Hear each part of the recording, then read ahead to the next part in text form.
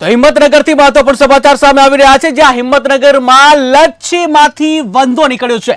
હિંમતનગરમાં લચ્છીમાંથી વંદો નીકળવાની ઘટના સામે આવી રહી છે, જે નામાંકિત મીનાક્ષી જે લચ્છીમાંથી વંદો નીકળવાની ઘટના બની છે। ત્યારે ઈડર ખાતે રાજસ્થાનના મહેમાન આવ્યા હતા અને મહેમાનોને લચ્છી ટેસ્ટ કરાવવા માટે જે મીનાક્ષી શોપ છે ત્યાં લઈ આવવામાં આવ્યા હતા। ત્યારે લચ્છીમાંથી વંદો નીકળતા પરિવાર પણ હતપ્રત થઈ ગયો હતો। ત્યારે પરિવારે વિડીયો ઉતારી વાયરલ કર્યો છે કે જ્યાં ખાસ કરીને જે મહેમાનો જે આવતા હોય છે ત્યારે નામાંકિત જે શોપ હોય છે ત્યાં મહેમાનોને જે નવાજવામાં આવતા હોય છે ત્યારે ખાસ કરીને જે રાજસ્થાનથી મહેમાનો આવ્યા હતા તે મહેમાનોને લચ્છી ટેસ્ટ કરાવવા માટે પરિવાર લઈ ગયો હતો, પરંતુ ત્યાં લચ્છીમાંથી વંદો નીકળતા પરિવાર છે હતપ્રત બની ગયો હતો। ત્યારે ઉલ્લેખનીય છે કે ગ્રાહકોના આરોગ્ય સાથે ખુલ્લેઆમ ચેડા થતા હોય તેવું જોવા મળે છે। ક્યાંક વેપરમાંથી દેડકા નીકળી રહ્યા છે, ત્યારે ક્યાંક ઈયળ નીકળી રહી છે, ત્યારે ક્યાંક ગરોળી પણ નીકળે છે તળામાંથી। ત્યારે અલગ અલગ જે આવા પ્રકારના બનાવો સામે આવતા હોય છે, ત્યારે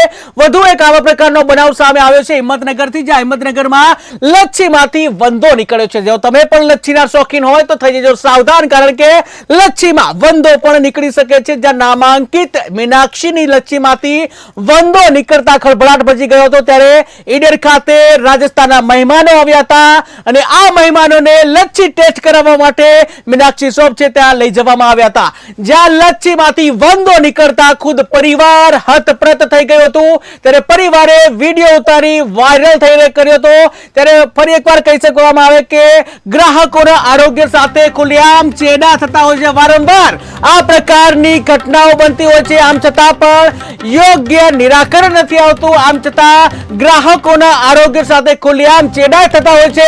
ત્યારે આ પ્રકારની ઘટના જ્યારે બનતી હોય છે ત્યારે થોડા દિવસો જે છે સીલ મારવામાં આવે છે દુકાનોને અને ફરી પાછા છોડી મૂકવામાં આવે છે અને વારંવાર આ પ્રકારની ઘટનાનું જે રિપીટેશન થતું હોય છે ત્યારે ખાસ કરીને આકરા પગલાં લેવામાં આવે તેવું જે સ્થાનિકો જણાવી રહ્યા છે। લોકોની એવી માંગ છે। ત્યારે હિંમતનગરમાં લચ્છીમાંથી વંદો નીકળવાની ઘટના બની હતી।